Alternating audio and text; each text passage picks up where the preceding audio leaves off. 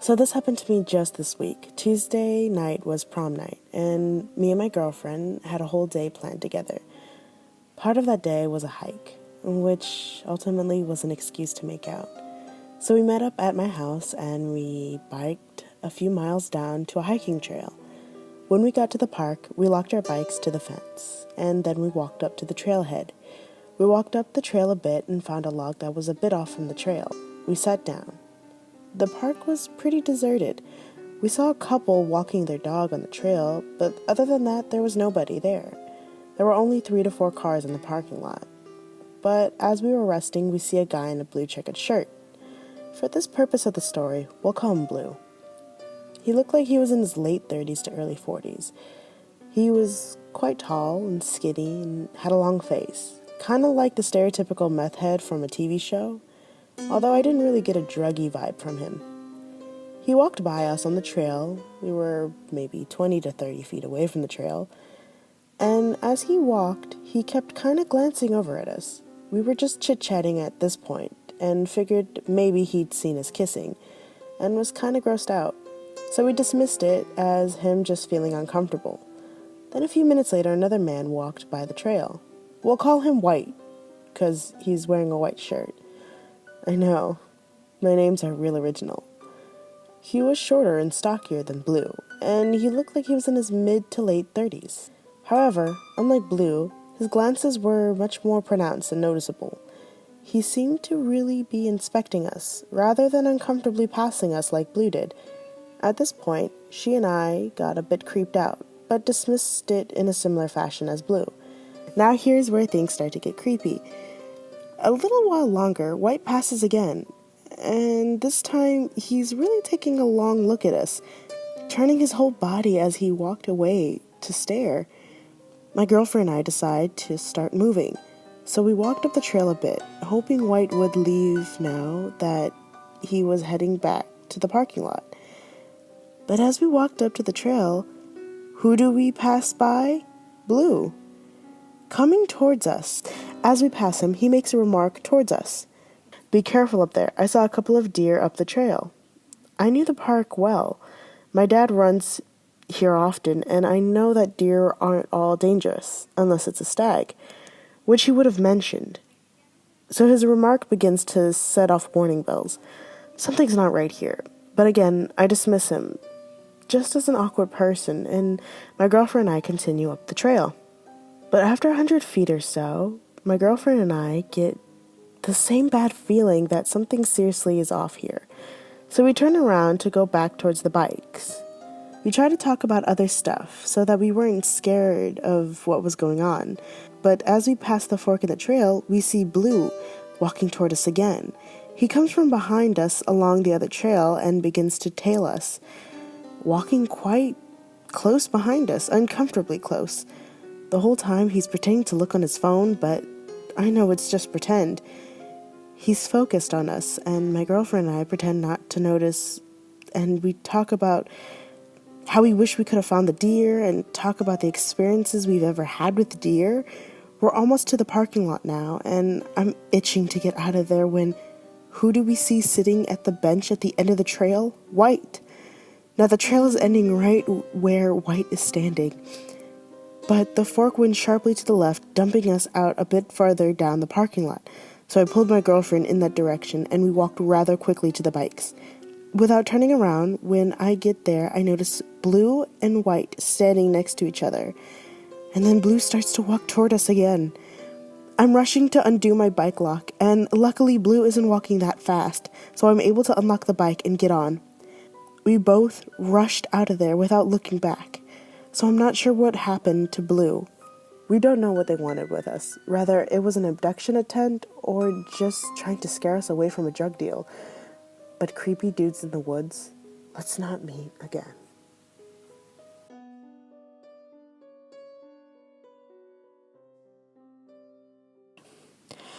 So a couple of years ago, I was maybe in the 7th grade or 8th grade. My friend and I were walking home from the bus stop. We lived in an apartment building at the time, so the only way to get to our units was through the elevator in the garage. One such elevator, one we frequently used, was behind the main office. This is important to the story, by the way, which had large glass doors. So standing in front of the elevator meant you can see directly into the office and see what was going on. Okay, back to my story. My friend, Jo, decided she wanted some water. The office typically stocked some water bottles, and people can go inside and get one if they needed it. As she was going into the office, a group of large, heavily tattooed men came and stood beside me. Nothing was particularly wrong with most of them, but the two closest to me stood out. Both had snake tattoos and were sneaking glances at me. Now, I'm the most paranoid person you'll ever meet, and I'd like to think that that's what saved me that day. So them staring at me freaked me out. So I inched closer to the office doors, just in case. The two saw me and then looked at each other. This was the conversation they exchanged. Guy number 1. You really think we should do this? They're young. Guy number 2. They won't know what's happening. Guy number 1. But I couldn't hear exactly what he said. Guy number 2. She'll be the feisty one. He glanced at me. And that was enough to set me off. So I just quickly, but casually as I could, walked into the office. I, to this day, don't know for sure what they were talking about, and I don't care. I was creeped out enough to worry about my own safety, so I did what I thought was best. Anyways, I headed in and told Jo what had happened. She shrugged it off. She was always more courageous than me, and saw how creeped out I was. So we decided to wait there until they left. We waited sitting in the chairs and saw that they went inside the elevator. So we got on and waited for the elevator doors to close, and then headed out. I'd love to say that's where the story ends, but no. We waited for the elevator and then saw the doors open. Guess who we saw? The men. They all smiled at us and asked if we were going up. Jo said yes, and they gestured inside. As she was heading in, I looked up. Above the elevator doors was a small electrical sign that posted the direction in which indicated where the elevator was going. It had the down arrow. Needless to say, that elevator wasn't going up. I had put a hand in front of her, stopping her, and pressed the down button on the outside of the elevator, hoping the doors would close. I smiled and muttered, saying something about it was too crowded and we would wait. Jo saw my shaking hand and looked up. I still remember the shock on her face. Eyes widened and face turning completely white. The two guys with the snake tattoo saw this, and one of them tried to keep the door open while the other one tried to grab Jo's hand. Thankfully, she was fast enough to back away, and the doors were quick to close. We both ran into the office and opted for the stairs. Neither of us are sprinters, but the way we ran up those stairs that day should have been enough to win a medal. We didn't see those guys around, and we didn't give them a chance. I told my mother what happened, and she started picking us up from the bus stop and using different routes through the apartment to get us to our unit. I don't know what those guys' intentions were, nor do I want to know. I know enough to know it wasn't good. So guys with the snake tattoos especially, please, let's never meet again.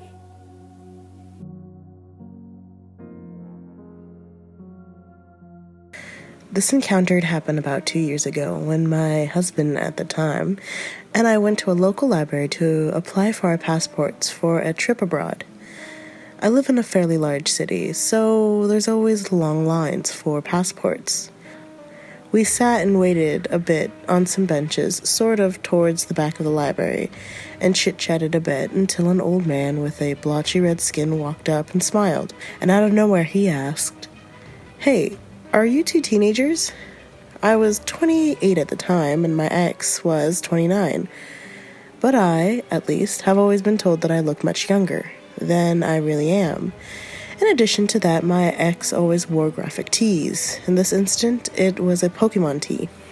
and jeans, and I often wore cutesy, colorful clothes. In this instant, it was a pink bottom-up dress shirt with a red heart pattern all over.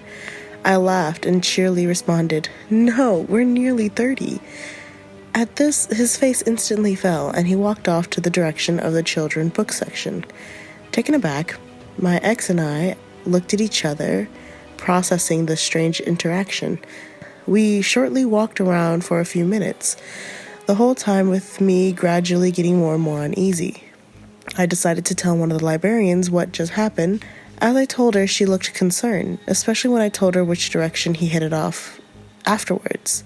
She thanked me for telling her and said that she would handle it. So, creepy guy at the library, let's not meet. Though I guess you're probably thinking the same thing since I'm not a teenager.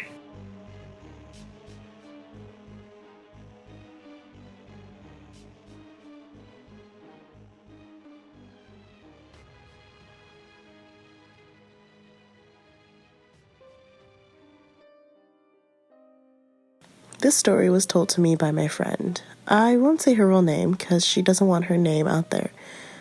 Jessica was very young, old enough to talk, but not old enough to know what she was saying. She always had been the type to just wander off. So one day, her and her mom went to the store. Jessica, being curious, went off to the toy section. She said that she was looking for the Monster High dolls, but she couldn't buy any because she was misbehaving in the car. So minutes of her just looking around at the toys, she saw a guy, and she said she can't remember his face at all, but no, his hair and his clothes. He was kind of old.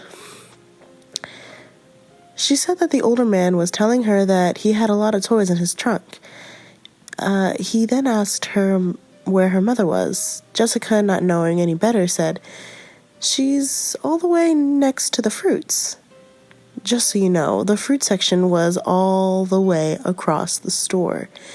He then asked if she wanted to come outside with him to look at the toys in his trunk. Jessica said, "Yeah," and held his hand halfway through the store until her mother found her.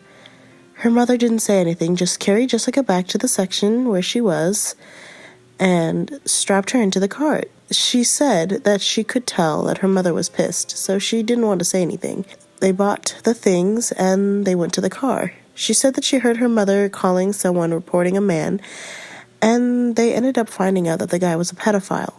After that, her mom kept Jessica in the cart till she was old enough to know how to be safe near strangers.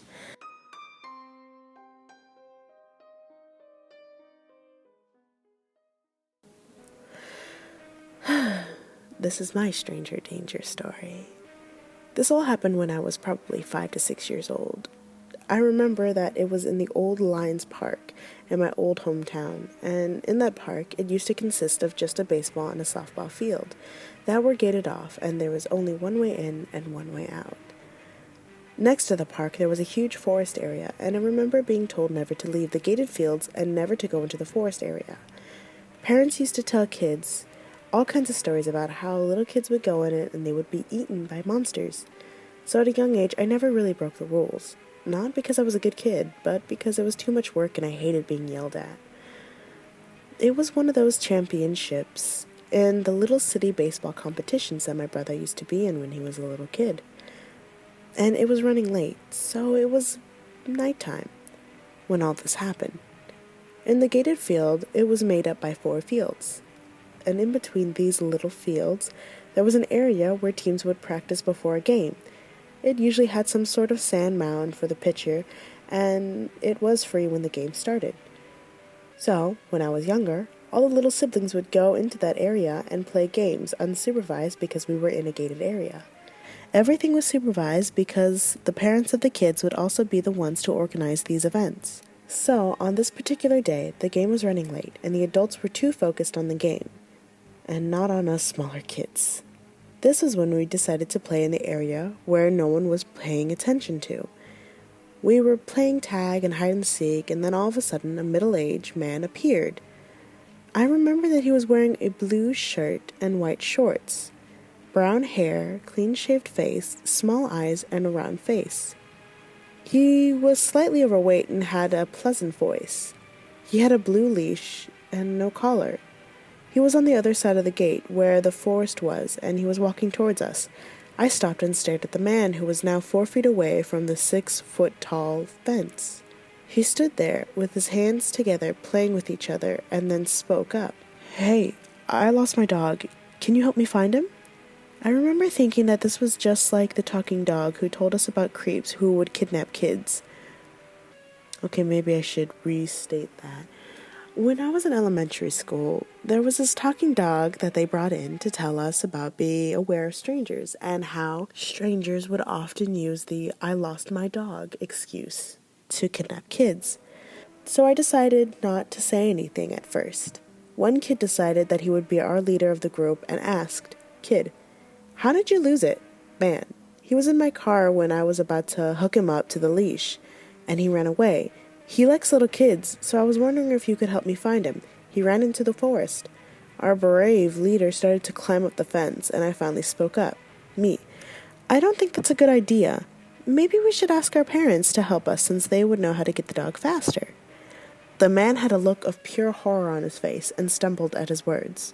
"Man, no, it's okay. I don't want to bother your moms and dads." Me: "It's okay. Mama loves dogs, so she'll be happy to help." And I yelled for my mother. And just when I yelled for my mother, the man ran into the woods. A lady nearby heard me call my mother and saw the man ran into the woods. She came over and asked if we knew the guy, and we said no. She told us never to talk to strangers, and if he had come back, to immediately run to her or to other parents, and they will handle it from there. I didn't realize that that man was a predator until I was watching Chris Hansen on Dateline. I thought it was a dream until I saw my brother's old baseball pictures, and you could see the old forest in the back. And in that forest, years after I was a little older, I found out that there was a man who would take little kids in there and do awful things to them. Well, now we're at the end of the video. You know what that means. Please like and subscribe and follow us on Instagram. And all the credit will be in the description below. And please be very careful and have a lovely night.